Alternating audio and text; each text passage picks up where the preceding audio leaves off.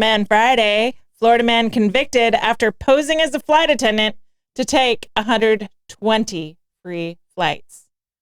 So I'm going to just preface this. Stealing is wrong, but I appreciate the hustle. Yeah. Florida man is facing serious prison time after posing as a flight attendant to scam his way onto more than 100 free flights over a 6-year period. Yeah. This was not a short thing.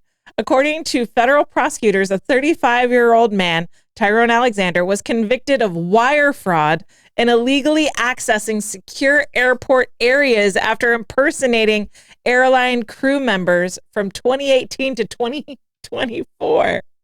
Authorities say Alexander used false identities, fake credentials, and even accessed internal airline employee portals to reserve 120 flights without paying a dime. At one point, he reportedly flew 34 times on a single airline, claiming to be a flight attendant for major carriers like Southwest, American, and Delta. Investigators discovered he used 30 different badge numbers and fake employment start dates to That's a lot of work. It's so much work to carry out the scheme. The fraud allowed him to enter secure areas of airports. So this is the part I have a problem with. The fraud allowed him to enter secure areas of airports under false pretenses and take advantage of employee-only travel benefits. On June 5th, Alexander was found guilty on multiple federal charges. His sentencing is set for August 25th. Hold on to your hats. Where he faces 20 years in prison for wire fraud and an additional 10 years for illegally entering secure airport zones. Hey, play stupid games. Dude. Get stupid prizes. 30 years to travel free.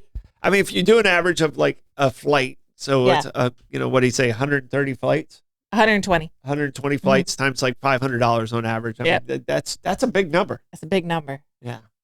So I love to travel. So I get the desire to travel. It's the whole like accessing the websites illegally and getting into the secured areas. That's the part that scares me because like we don't want people just randomly in these secured areas. We don't know what their intentions are. We've seen dangers with that in this country for sure. But see, I have a friend in the 80s. The infinite flight hack is real. I have a friend in the 80s, and you used to the airlines would mail you your tickets. Yeah. I remember that. So I had like green, weird pattern tickets. Yeah, and they would mail you your tickets, but you didn't really have to pay for them until you actually got them and did some of those things.